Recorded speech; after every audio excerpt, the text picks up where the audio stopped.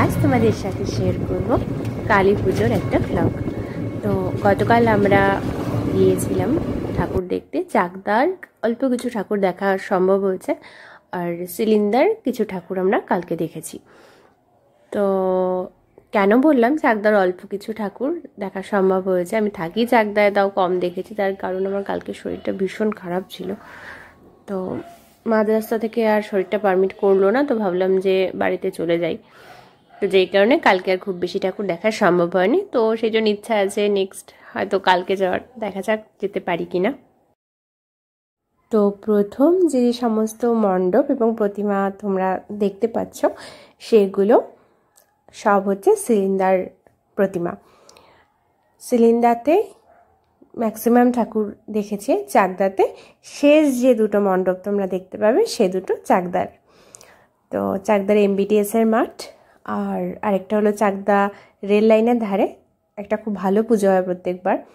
তো এই দুটো প্রতিমাই আমার পক্ষে দেখা সম্ভব হয়েছে। তারপরে আমি আর রাস্তায় থাকার মতো অবস্থায় ছিলাম না, ভীষণ শরীরের মধ্যে অস্থির অস্থির করছিল, তো সেই জন্য আমি বাড়ি চলে আসতে বাধ্য হই। তো যাই হোক, তোমাদের চাকদার ঠাকুর খুব একটা আমি দেখাতে পারবো না, তবে ইচ্ছা আছে আগামীকাল যাওয়ার। যদি আগামীকালও শরীরটা ভালো থাকে তাহলে চাকদার ঠাকুর কালকে দেখার একটু ইচ্ছা আছে।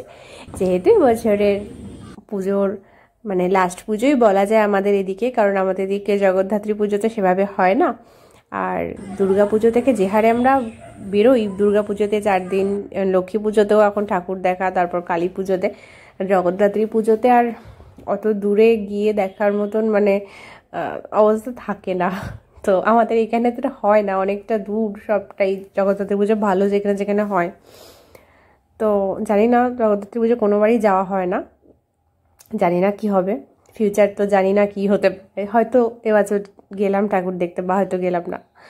তো সেই কারণের জন্য কালী পুজোতে আমরা শরীর হাজার খারাপ থাকার সত্ত্বেও বেরোলাম যে একটু বেরোই, কারণ হিসাব মতো আমাদের এখানকার লাস্ট বড় পুজোয় ঠাকুর দেখা বলতে কালী পুজোটাই আছে। মানে আপাতত আর সেরকম বড় কোনো পুজো আসে মানে সামনে নেই আমাদের এখানে হওয়ার মতন।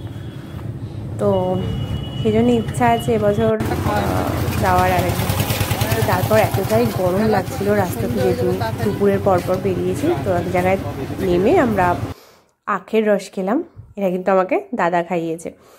তো তারপরে এই মণ্ডপে কিন্তু আমরা প্রচুর ছবি তুলেছি, মানে এত ছবি তুলেছি, এত সুন্দর সুন্দর ব্যাকগ্রাউন্ড ছিল।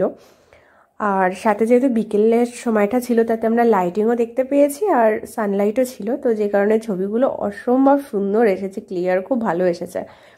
তো সেই জন্য ইচ্ছাই করছিল না যেখান থেকে যাই। আর প্রত্যেকটা ব্যাকগ্রাউন্ড আলাদা আলাদা করে এরা তৈরি করেছে ফটো তোলার জন্য। ম্যাক্সিমাম মণ্ডপে এরকম একটা দুটো ছিল, কিন্তু এখানে প্রচুর ছিল, তো যে কারণে ছবি তুলে আর শেষই করতে পারছিলাম না। তো এখানে অনেকটা সময় লেগেছে, অনেকটা সময় কাটিয়ে তারপর এই মণ্ডপে আমরা আবার গেছিলাম। এখন তোমরা বলবে এটা তো তোমরা দেখেছো, দেন আবার কেন? তার কারণ হচ্ছে আমরা যে সময়টা গেছিলাম তখন লাইট ছিল না, কারণ আমরা একটু দুপুরের পরপর বেরিয়েছি, তো তখন লাইট থাকারও কথা না। এইটা হচ্ছে একদম সন্ধ্যের সময়টা, আমরা ভাবলাম যে ওই দিকটা দেখে আসি, তারপর এইখানটা আরেকবার ঢু মেরে যাওয়া যাবে। তো যাই হোক, তারপর সেখানে ঢু দিয়ে আমরা আবার চলে গেলাম নেক্সট মণ্ডপে। এটা চুয়াডাঙ্গার মণ্ডপ, দেখতেই পাচ্ছ ছোট্টর মধ্যে ভীষণ সুন্দর প্রতিমা এবং মণ্ডপও কিন্তু ভীষণ সুন্দর হয়েছিল। তো এদিকটাতে আমরা ম্যাক্সিমাম টাইমটা কাল কাটিয়েছি।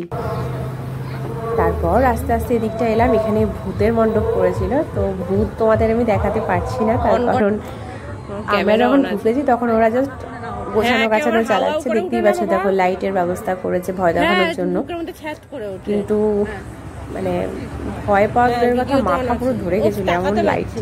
আর তখন ছেলেপেলেরা সবাই সাজুগুজু করছিল, মানে মেকআপ করেছে ভয় দেখানোর বিষয়গুলো ওরা সব করছিল তখন, যে কারণে ভয় পাইনি বা ভয় দেখানোর ছিল না। এই দেখো ছেলেপেলেরা কাজ করছে।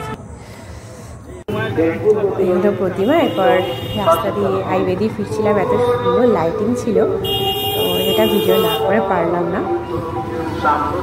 তো দেখো সুন্দর লাগছিল।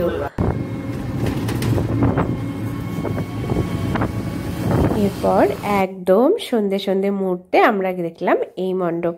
এই মণ্ডপের বিষয়ে আমি একটা কথা না বলেই পারছি না। যারা বয়স্ক মানুষ আছেন বা যাদের পায়ের একটু সমস্যা আছে আমার মতো, তারা প্লিজ একটু বুঝে শুনেই যাবেন। তার কারণ এখানকার সিঁড়ির ব্যবস্থা একেবারেই ছিল না, মানে ঢাল যে এখন সিঁড়িগুলো হয় না সেরকম ছিল, আর একটা করে লম্বা লম্বা করে কাঠ লাগানো, মানে ভীষণ অসুবিধা হয়েছে। আমার তো ভীষণভাবে পা স্লিপ কাটছিল। তো যাই হোক, এখানে জ্যান্তকালীর একটা ব্যাপার ছিল, সেটা আমরা দেখতে পারিনি যেহেতু আমরা অনেকটা আগে গেছিলাম। যাই হোক, প্রতিমা দেখলাম, দেখে অনেক কষ্ট করে আর কি ঢুকেছে মণ্ডপে, তারপর বেরোলাম। কিন্তু এই মণ্ডপ আমার ভীষণ পছন্দ হয়েছে, ভীষণ পছন্দ হয়েছে। এত সুন্দর মণ্ডপ সজ্জার, এত সুন্দর প্রতিমা, মানে বলছি না যে শুধু এই মণ্ডপটা বেস্ট, মানে প্রথম থেকে যে কটা মণ্ডপ দেখেছি, যে কটা ঠাকুর দেখেছি, অসম্ভব সুন্দর ছিল। কিন্তু এটা আমার একটু বিশেষ করে খুব ভালো লাগছিল। তো এখানে অনেকটা সময় ছিলাম, ডেকোরেশনগুলো দেখছিলাম। তার কারণ হচ্ছে এগুলো আমাকে পরবর্তী আমার ইউটিউবের কাজের জন্য কিন্তু ভালো আইডিয়া দেবে বা দেয়। আমি এইসব জায়গা থেকে কিন্তু অনেক আইডিয়া নিতে পছন্দ করি, যে জন্য খুব ভালো করে আমি মণ্ডপ ডেকোরেশনগুলো ফলো করি, যে কী কী ব্যাকগ্রাউন্ড ব্যবহার করা যেতে পারে বা যা কিছু। তারপর গেছিলাম, এই যে এটা হলো চাকদার পুজো, কিন্তু চাকদা রেল লাইনের ধারে যে পুজো, এটা সেই পুজো। এটা আমার বেস্ট থিম বলে মনে হয়েছে, যে আমরা নেচারকে কিভাবে ক্ষতিগ্রস্ত প্রতিমূর্ত করে চলেছি, কীভাবে নেচারকে সর্বনাশ করছি, গাছ কেটে পাখিদের মেরে ফেলছি।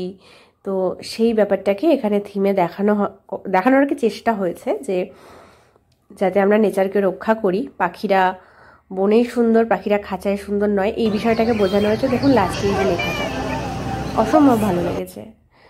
তো তারপর চলে গেছিলাম চাকদার এই পুজোটা।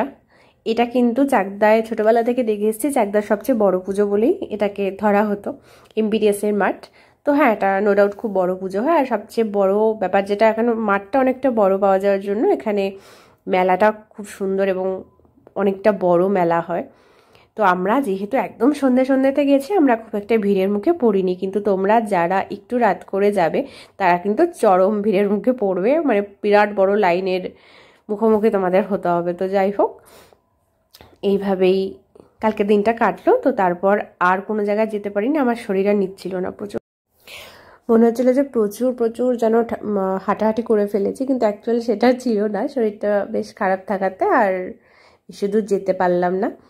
তারপরেই বাড়ি ফিরে এলাম বেশ কিছুক্ষণ পর। তো এভাবেই আমার কালকে গোটা দিনটা কাটলো। মাঝখানে রাস্তায় আমি যাদেরকে খুব ভালোবাসি, কিছু শারমেয়, তাদের সাথে দেখা হলো এবং তাদেরকে কিছু বিস্কুট খাওয়ালাম। ওটাই আমার সবচেয়ে একটা ভালো সময় যায়, কি বলবো, মানে ভাল লাগে কাজটা করার পর। তো আর কি, তারপর বাড়ি ফিরলাম। বাড়ি ফিরে তো জানোই আমার বাড়িতে বেশ কটা শারমেয় আছে, 7 জন।